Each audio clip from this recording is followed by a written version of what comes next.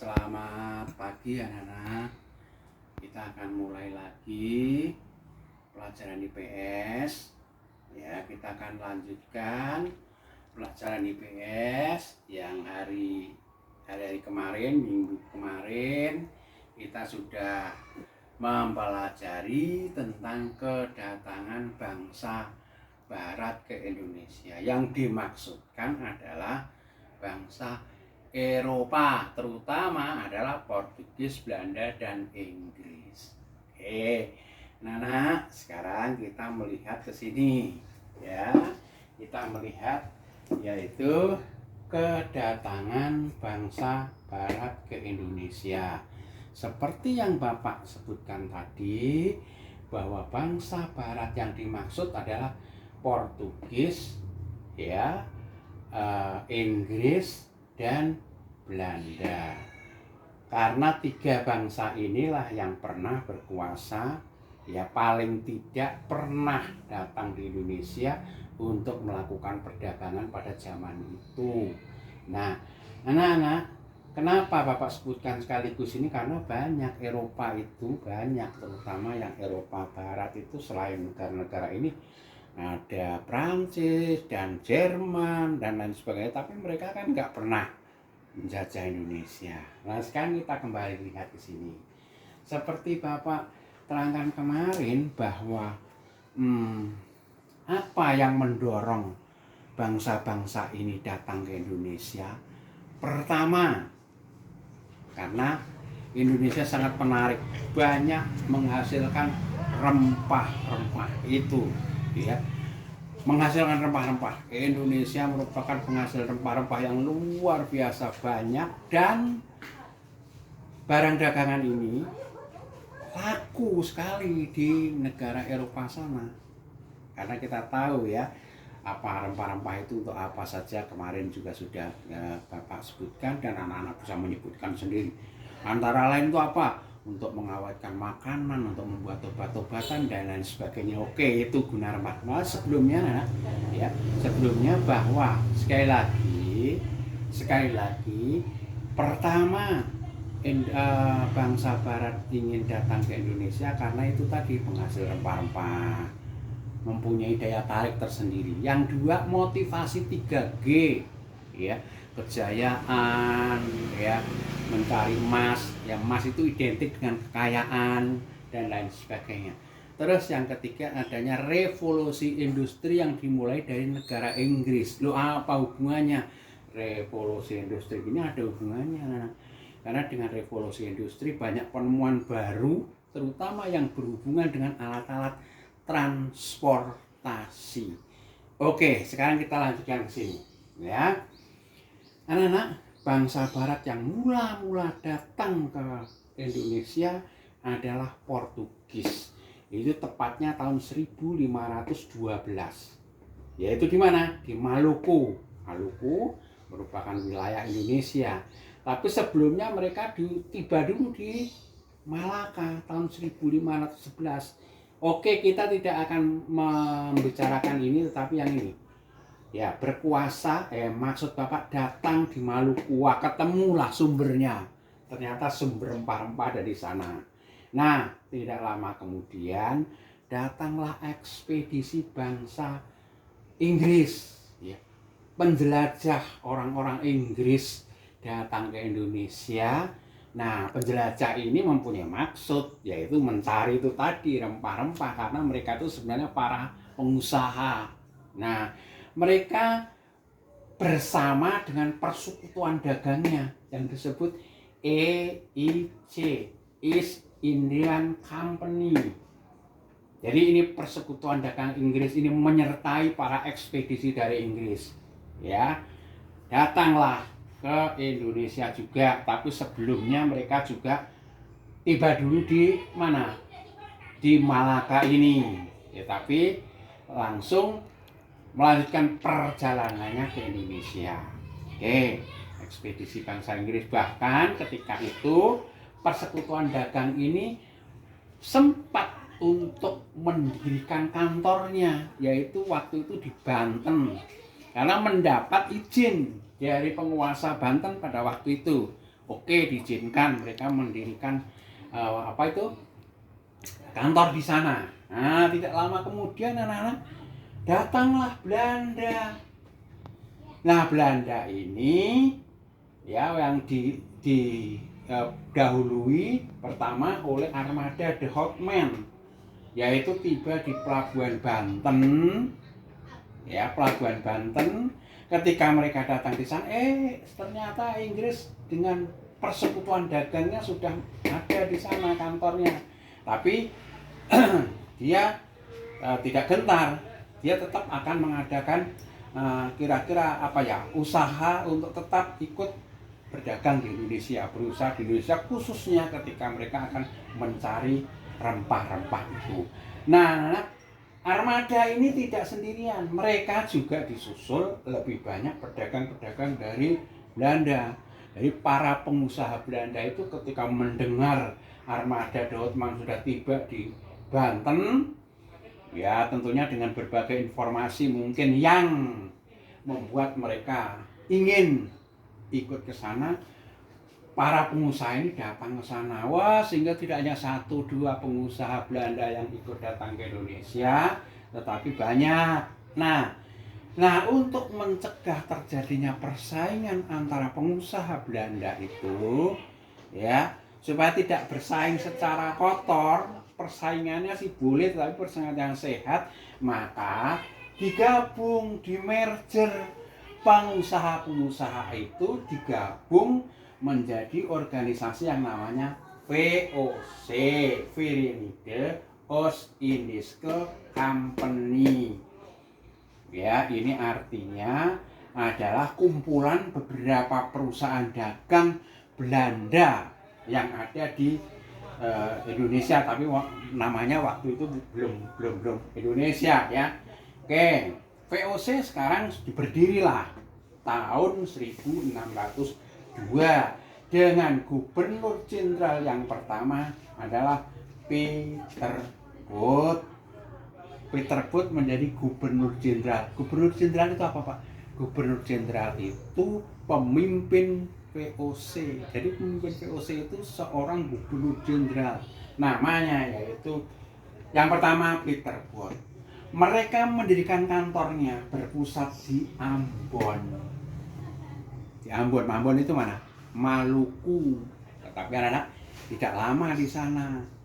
Walaupun mereka menemukan rempah-rempah di Maluku itu banyak sekaligus ke tempat sumbernya yang terbanyak, yaitu rempah-rempah di sana, tetapi letaknya kurang strategis, maka dia merencanakanlah VOC ini pindah kantornya ke Jawa, terutama ya di Jakarta yang waktu itu namanya masih Jayakarta. Tetapi anak, ketika dia mau pindah ke Jakarta, nah ini masih bercokol ini. EIC ini masih ada di masih di Jakarta, masih di penguasa. Waktu itu yang menguasai adalah Sultan atau pokoknya pemimpin di Banten yang namanya adalah Jayawikarta. Anak-anak, karena ini masih di sana, nah Bapak ulangi tadi Peter Both yang pertama. Nah, terjadilah pergantian. Peter Both ini diganti oleh Gubernur Jenderal VOC yang kedua, yaitu Jan Pieterszoon Koen, YP Koen singkatannya.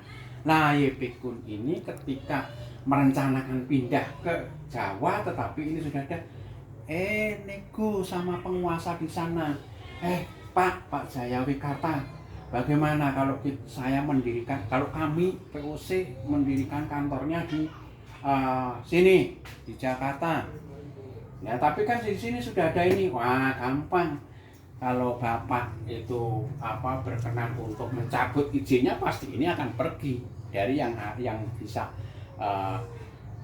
mendirikan kantornya. Sekarang tinggalkan, terjadilah negosiasi tawar menawar dan lain sebagainya. Di permintaan si YP Koen ini akhirnya diizinkan ya oleh penguasa Banten pada waktu itu. Nah, garis besarnya sekarang VOC sudah mulai pindah ke Jakarta ke Jayakarta pada waktu itu atas seizin apa? Jayakarta ini atas seizin Pangeran Jayakarta. Siapa itu? Penguasa Banten. Ya, penguasa Banten. Nah, anak-anak, ketika VOC berkuasa di Banten,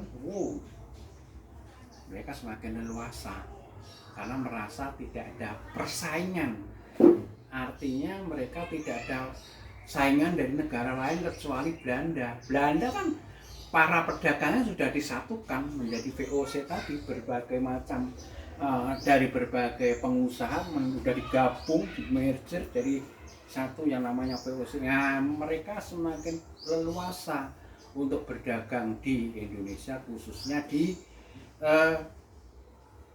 Jakarta waktu itu kantor pusatnya. Nah, ketika mereka mendirikan kantornya di sana, ya, dia mempunyai suatu ide baru. Idenya itu apa? Idenya adalah ingin menciptakan suatu monopoli perdagangan, politik dagang. Politik dagang itu monopoli perdagangan. Apa sih artinya monopoli perdagangan itu? Perdagangan yang dikuasai hanya satu perusahaan atau sedikit perusahaan, terutama adalah milik Belanda. Nah, bagaimana caranya? Mereka akan membujuk raja-raja yang ada di Indonesia. Pada waktu itu, raja-raja yang di Indonesia itu banyak, anak-anak. Indonesia belum dipersatukan. Ada mungkin di Sunda, maksudnya di Banten, ada mungkin di Cirebon, ada lagi di Ambon, ada di Jawa, Mataram pada waktu itu, di tempat lain banyak kerajaan-kerajaan. Nah, untuk meluluskan cita-citanya, mewujudkan cita-citanya, VOC itu mencoba mendekati para raja itu. Raja-raja yang ada di Indonesia itu didekati. Untuk apa? Untuk berunding sama Belanda. Bagaimana kalau kita menciptakan monopoli, jadi nantinya semua petani, semua penghasil rempah-rempah itu kalau menjual hasilnya harus kepada kami. Loh, kok aneh? Iya, tapi nanti tenang aja, pasti para raja itu juga mendapat mendapat keuntungan dari VOC. Nggak tahu berapa persennya, mereka tergantung negosiasi. Nah, garis besarnya monopoli itu akhirnya diberlakukan di Indonesia. Jadi itu juga atas bantuan raja-raja yang ada di Indonesia. Ya, semakin leluasa lah. VOC semakin kuat, apa? Perusahaannya semakin gede, semakin kaya raya. Karena sudah semakin maju, semakin gede, semakin kaya raya, pemerintah Belanda sekarang nanti akan memberikan otonomi sendiri bagi VOC. VOC yang tadinya itu hanya perusahaan dagang, tetapi diberi wewenang. Satu, VOC bisa membuat uang sendiri. Luar biasa, mencetak uang sendiri di Indonesia. Tetapi uangnya itu harus berbau Belanda, nggak tahu satuannya apa waktu itu. Satu kalau Indonesia sekarang kan rupiah. Kalau waktu itu nggak tahu gulden apa ya, Bapak nggak tahu. Gambarnya juga bukan pahlawan Indonesia, tapi mungkin Raja Yuliana, raja siapa yang ada di sana, Bapak nggak ngerti. Waktu itu Bapak belum lahir sih ya. Itu. Terus selain itu, selain mencetak uang, juga diberi wewenang untuk membentuk tentara. Wah, semakin kuat mereka. Jadi seolah-olah VOC ini sudah mewakili pemerintah Belanda. Tapi ingat, sampai saat itu VOC tetap persekutuan dagang, hanya diberi wewenang oleh pemerintahnya untuk itu, diantaranya membentuk tentara, untuk mencetak uang sendiri. Sehingga VOC sekarang kalau mau berperang, mau menaklukkan kemana-mana, sudah punya tentara sendiri. Oleh karena itu dia semakin leluasa. Salah satunya lagi adalah untuk supaya lebih luas kekuasaannya, dia melakukan politik divide et impera, pemecah belah. Apa itu, Pak? Artinya raja-raja yang ada di Indonesia itu diadu domba. Supaya apa? Mereka perang sendiri. Misalnya Mataram dia dibunuh dengan kerajaan mana. Padahal sama-sama ada di Indonesia. Ini siapa? Perbuatan Belanda supaya Indonesia itu bercerai-berai, tidak bersatu. Jadi misalnya terjadi perang di mana? Mataram misalnya di Jawa dengan misalnya dengan negara mana, dengan kerajaan yang lainnya. Nah, nanti Belanda tinggal lihat siapa yang minta bantuan ke Belanda. Dibantu oleh Belanda. Maksud Bapak VOC ya. Waktu itu belum pemerintah Belanda, masih VOC-nya, persekutuan dagangnya. Nanti ketika raja yang dibantu menang, dapat dengan komisi. Tidak ada makan siang gratis. Ya, kamu sudah aku bantu. Sekarang aku minta dong. Apa itu?